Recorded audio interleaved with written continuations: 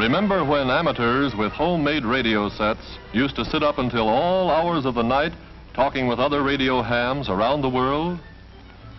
How they'd pick up a lad in Fairbanks, Alaska that was someday pioneering with elements capable of girdling the globe. Boys like these held in their hands a weapon that was someday to play an important part in the defense of our land.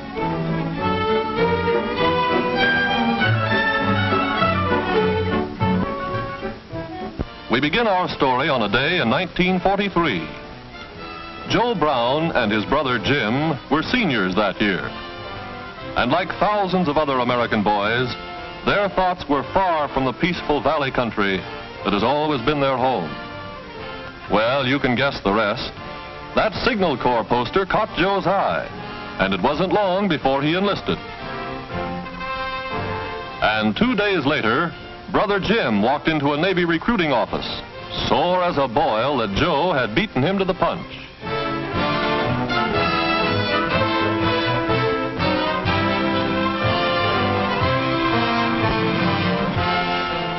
Both got their orders to shove off the same day. Naturally, the folks were down to see them leave.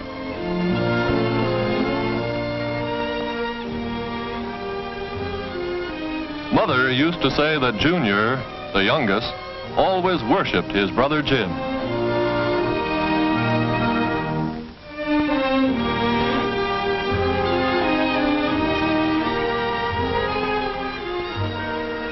Dad and Mother, of course, were pretty brave about it all.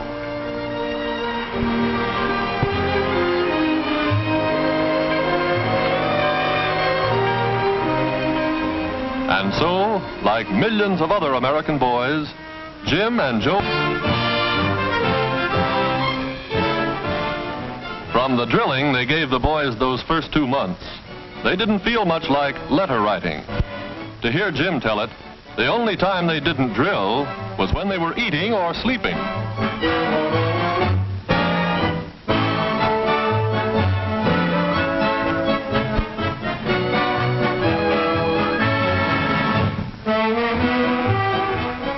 But after the basic training every serviceman has to go through, we got our first real letter from Jim.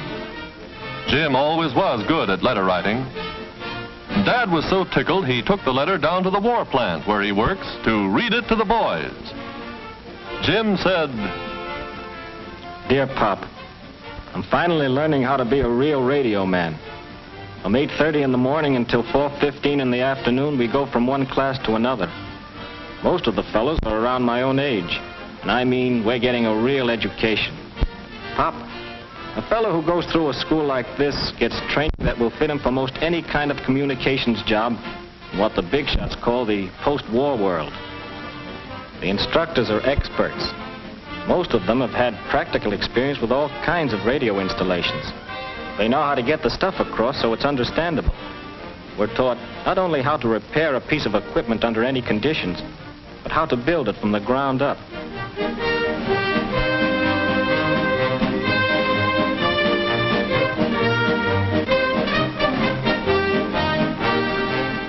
Of course, the big radio manufacturers are working exclusively for the Army and Navy and keep us posted on all the latest improvements.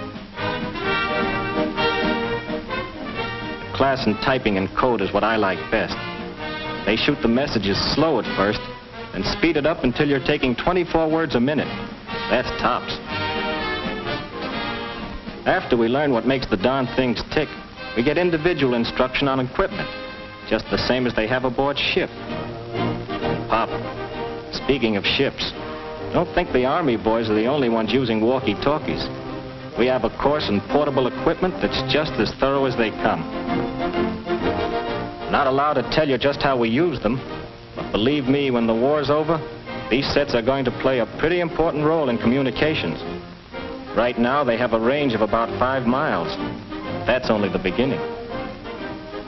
Well, Pop, we're at the end of our 4th month here. The skipper's executive officer came into class today to read off the list of the men who've passed. Honestly, you could have heard a pin drop. Allen, Armitage, Apostopoulos, Bernica, Bernholtz, Blaine. Gosh, I thought he'd never get to my name. And suddenly he said, Jim Brown. And Pop, it was the biggest moment of my life. I made it from the classroom to the barracks and nothing flat. Don't laugh. I had a date with a crow. You see, the crow is what Navy men call a rating. Each man keeps his crow under his mattress until he's earned the right to wear it. When the time comes, he can't get the needle and thread out fast enough. That emblem says, "I'm now a radio man, 3rd class." Anytime you see a fellow wearing it, you can bet your boots he knows his stuff. I don't mean that to be bragging, but only the fellows who have gone through a Navy communications school know what it really means to rate it.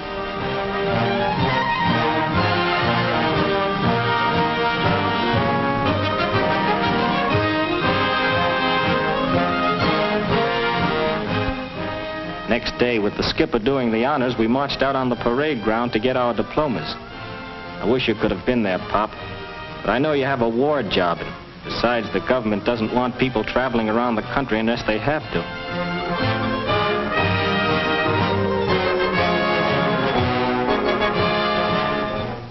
I'm sort of proud of that sheepskin, Pop, and I'm mailing it home to you and Mother.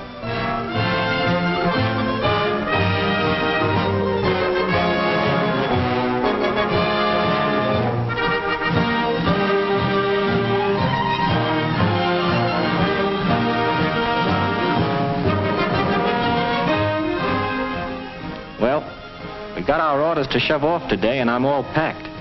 I can't tell you where we're going, but I'm on my way.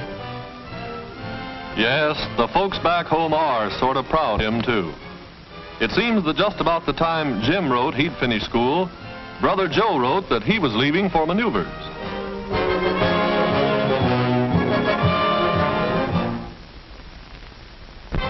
A full-fledged sergeant now, earning $98 a month, Joe Brown climbs aboard a radio-equipped scout car as Division X of a mythical Blue Army goes on final maneuvers before sailing overseas. Their objective, to surprise and capture an enemy airport. How radio plays its dramatic role in modern warfare is graphically portrayed as we follow a motorized striking force into the field.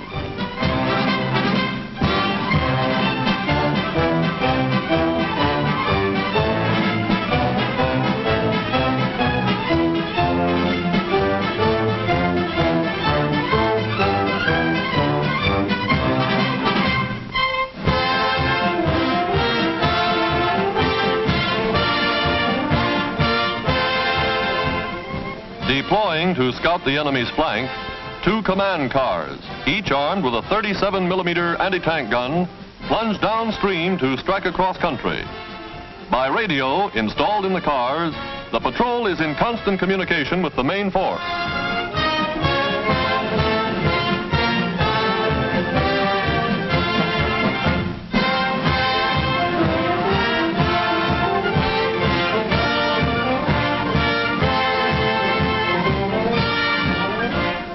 From his own position, Joe flashes word that the convoy is being attacked by low-flying bombers. Joe's radio report is relayed to the tank command, and reinforcements roll into action.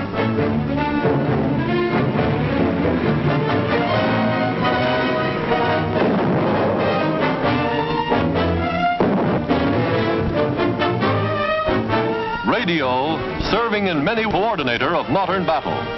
Artillery observation post spots the target and by radio corrects the range for gunners miles away.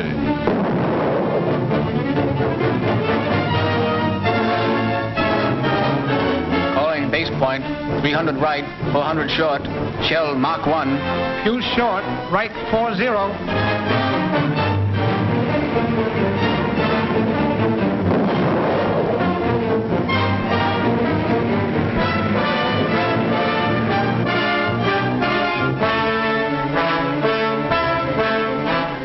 At the Message Center, Communications Headquarters, officers of the General Staff are kept informed by radio of the battle's progress, are in constant touch with all commanders, know to the minute where each unit is operating in the field.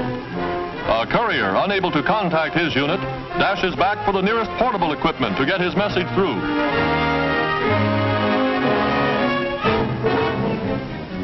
Position K. Barker, Fred, barrier, blue. Williams landing, cover 1.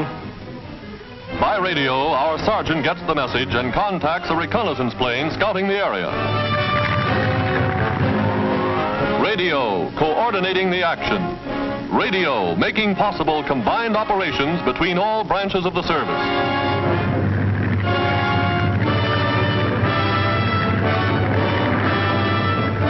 AD 7463, reserves assembling. Fire for effect at my command. And by radio, a message plucked from the skies is transmitted to reinforcements waiting to be called up. Here is radio, performing swiftly and efficiently in the heat of battle. Ace point, 1 right, 2 short. Range 4,000. Fire! Airborne, calling airborne. This is Ridgely White. Airborne, this is Ridgely White. Airport, okay to land. Come on in. Over. Yes, radio flies with the paratroops, lands with the men, ready for instant action. Calling airborne squadron 2, Ridgely Black. First wave landed. Come on in. Over.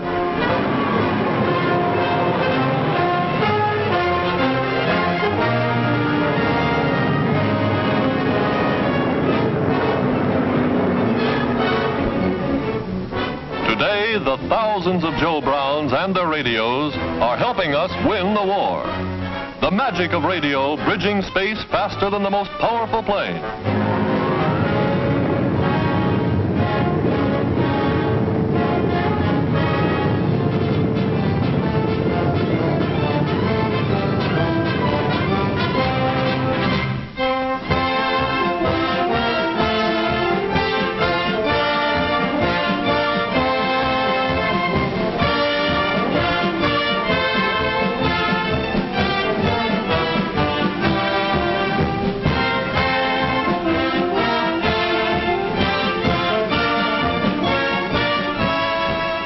Thanks to radio, Sergeant Joe Brown is able to report, mission accomplished. Nerve center and pulse of our entire communication system are the great Army and Navy message centers in Washington. Messages to and from the high command, transmitted by voice and by code to our fighting forces in all parts of the world. Navy Department, NSS Headquarters 305. Proceed with operation according to plan. This is Washington, WAR, at H hour -20, execute Plan Z, over. And by radio, by all the means of communication known to man, 100, 1,000 forces begin to move. Supply depots, embarkation points, ships at sea, all ready for H hour -20, execute Plan Z, over. And so, from an unnamed port, troops whose regiment shall also be nameless board a transport that bears only a number. Plan Z is being put into operation.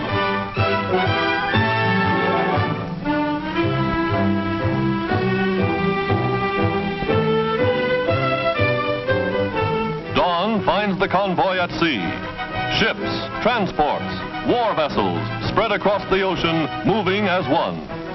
Perfect coordination affected by the magic of radio communication. Overhead, patrol planes. The Navy's big PBYs are on guard. Their crews ready to attack a lurking sub or to flash word by radio of the presence of an enemy raider. Aboard the carrier, flagship of the force, the radio room is on the alert. Promoted to radio man second class, Joe's brother, Jim Brown, is now doing sea duty with the fleet.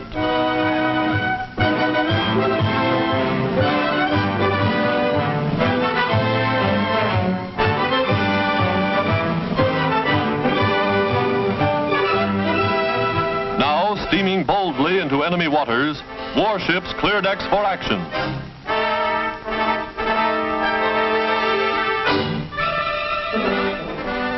Below decks, the music of some man's phonograph tinkles through the crew's quarters.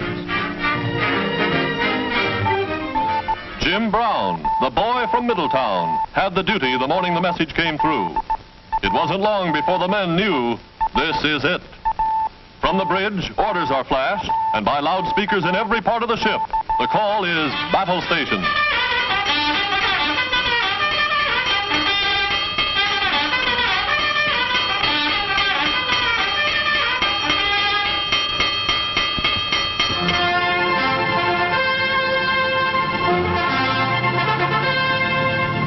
On the flight deck of the flat top, the aerologist gauges the wind.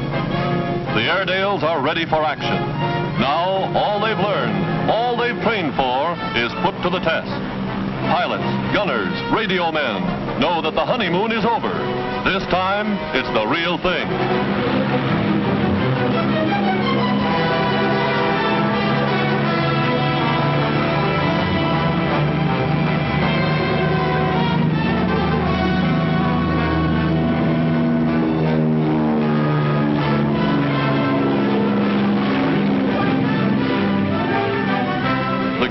Batteries swing on target. In the radio room comes final word from the fighter squadrons. Enemy planes attacking in force.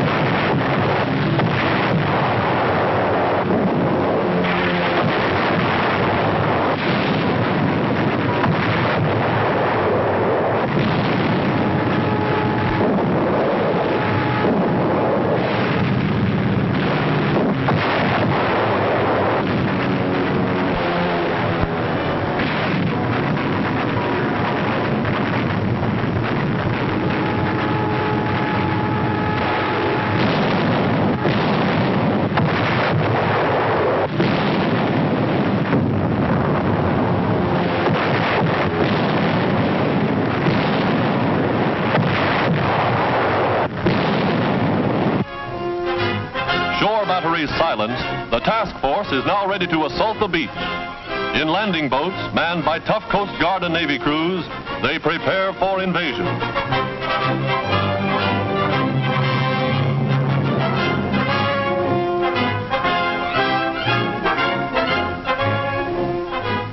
Troops trained in amphibious operations swarm ashore.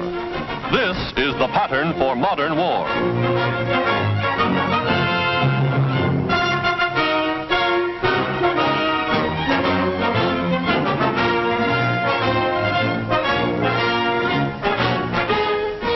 Landing with the first wave, radio units establish communication with ships offshore. And look who's here, the same Sergeant Joe Brown we last saw training in America. No training camp now. Those machine guns are spitting red-hot lead. Their job done, fighter planes return to the carrier to refuel, rearm, and stand by to repel any new attack from the sky.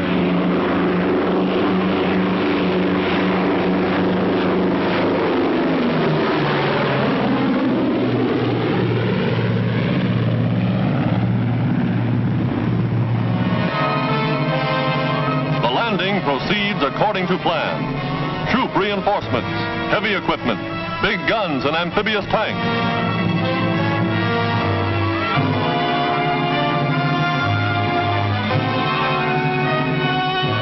Huge 155mm rifles, long toms capable of hurling a shell for more than 6 miles, go into action.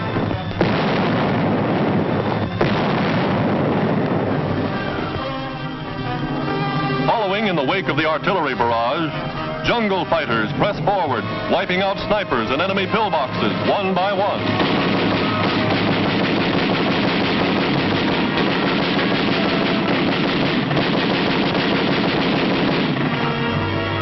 From his position ashore, Joe flashes word to the carrier in code. Beachhead established. Infantry and heavy equipment landed in force. Operation proceeding according to plan. Situation well in hand. CO reports, enemy positions neutralized. Garrisons in flight. Our patrols following advantage.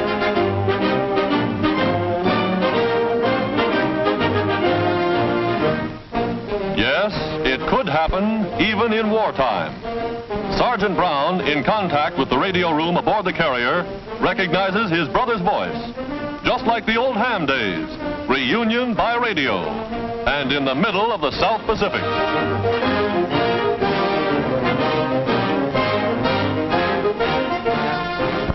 And back in Washington, thanks to radio equipment, American men and women of industry, thanks to the courageous use of radio by the United States Army Signal Corps and the United States Navy Communications Department, of the dramatic story of radio at war.